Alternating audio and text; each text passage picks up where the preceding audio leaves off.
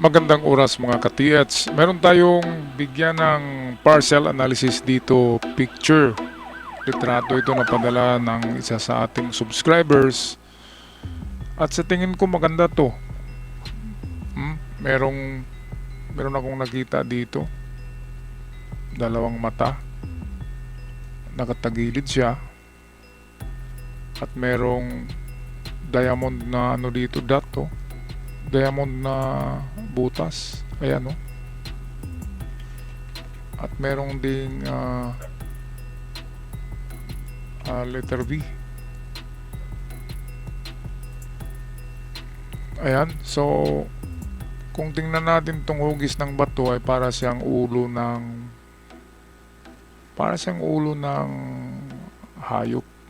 Parang ulo ng ahas. Maganda sana to kung pati itong banda rito na nakuhaan ng picture, baka meron pang marka diyan. Okay, so kung kayo ang aking analyzer mga ka-TH, bigyan ko muna kayo ng 2 minutes to 3 minutes pag-analyze niyan. Saan ba pwede niyong makuha? At kung magkapareho tayo ng isip, kung lahat tayo magkapareho ng ituturo, so pwedeng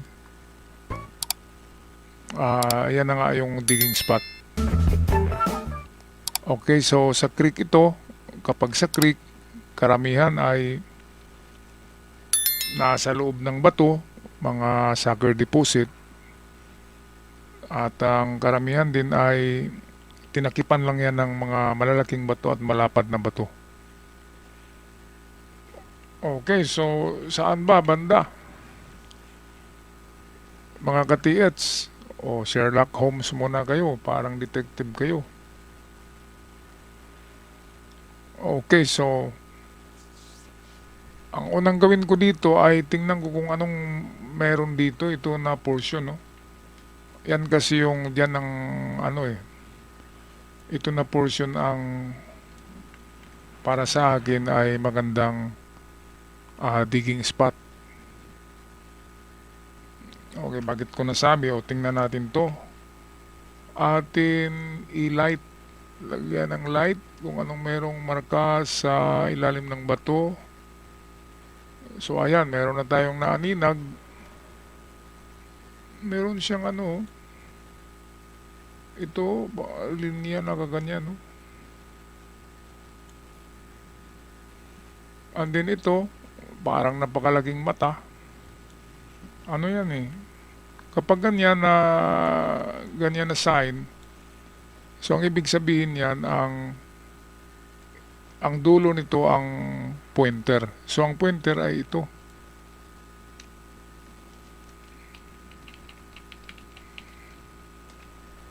Ayun, so i-drawing na lang natin. So nakaganyan yun.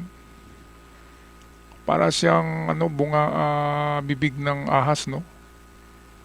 Pero merong malaking dito, parang mata. So tingnan nyo tong dito. Banda kung anong meron diyan. Meron bang malaking bato diyan na may marka? Pero dito sa itong diamond hole, ayan, no? Ito kaagad nagsasabi siya na merong item sa bandang kanan ng bato, bandang kanan. At ito, pag-check na rin ito, parang takip siya, no? Ito, pag-check, masuhin nyo yan, baka simento lang yan, baka takip yan, baka butas yan, baka may sucker deposit yan. Okay, balik tayo sa mata, nakasalant ang dalawang mata. So pwedeng dito siya nakatingin, pero kapag walang bato diyan na may marka, ang ibig sabihin niya ay slanting, papunta siya dito. Ayan, lalo na ito, yan ay reverse yan na na entrance for tunnel. Kapag ganito, entrance for tunnel, tinagilid siya, ibig sabihin ay dito ang direksyon. Kasi kung siya ay arrowhead, papunta siya ng itaas, wala namang makita sa taas, di ba? So ito yung ano niya. Ito yung tinatarget niya. Pati yung mata, yung dalawang mata nagsabi na ito na portion. Ito ring diamond nagsabi na kanan ng bato. So ulo ng ahas dito rin di ba? Nakaturo. So kung ako wala na akong unahin kundi ito na portion diyan. Kayo mga katiyats, anong naisip nyo? So sa akin dito ako, i-check ko yan, kain ko. At halimbawa, pag-ukay ko merong malapad na bato diyan na malaki na nakatakip, so pwedeng yan na yan. Ngayon, pangalawang gawin natin ay check nyo rin tong ulo, check nyo rin tong parang nakatakip dito, masuhin nyo yan. Kasi ang bato na ito ay bilog eh. Tapos meron siyang marka, di ba? Mata, V sign, dalawang mata na nakaslant at diamond hole.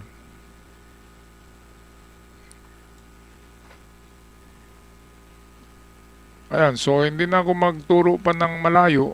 Ito lang na bato, itong dalawang bato na yan na malaki, yan yung player. Yan yung ano diyan. Kung pelikula pa, sila yung bida.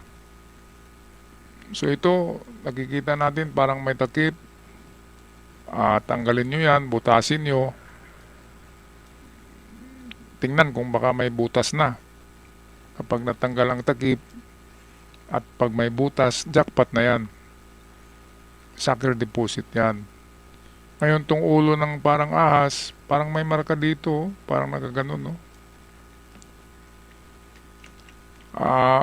Dikdikin nyo rin to ng masuhin nyo rin. Pati itong bilog na bato, masuhin nyo ang mga gilid-gilid yan. Meron palang marka dito, ito parang triangle. Ayan, so maganda.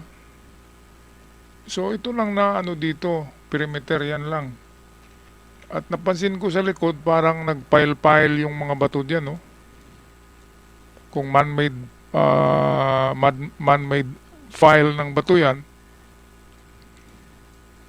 kung taong gumawa niyan, ay pwedeng tinabunan ng mga bato.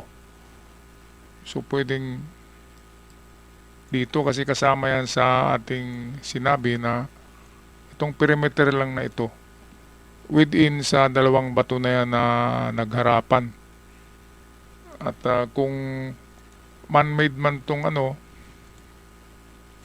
itong mga pile of boulder sa likod, itong dito, kung man-made yan, tanggalin nyo rin yung mga bato na yan at tingnan kung ano ang tinago sa ilalim. Halimbawa, nagaganyan yan, nagpile-pile siya. So, ibig sabihin yan, may tinago yan sa kanyang baba. So, kapag ganyan na pile-pile yung bato na nilagay, mababaw lang yan, nasa 1 meter lang. Kasi tinabunan, dinaganan ng malalaking bato para hindi maanod o mahuhukay ng mga tao. Okay, so yan lang ang aking partial analysis sa kay Katiets. Request to kanina ni Katiets na gawa natin ng video sa gabi na to kasi wala daw siyang kagamitan na i-detect. Siya nga pala, kung mayroon kayong dyan, kahit dowsing, ay dito nyo i-dowsing sa unahan. Dito lang kayo or dito. At kapag dyan tuturo yung dowsing, so tama tayo sa ating analysis. O kahit pendulum lang.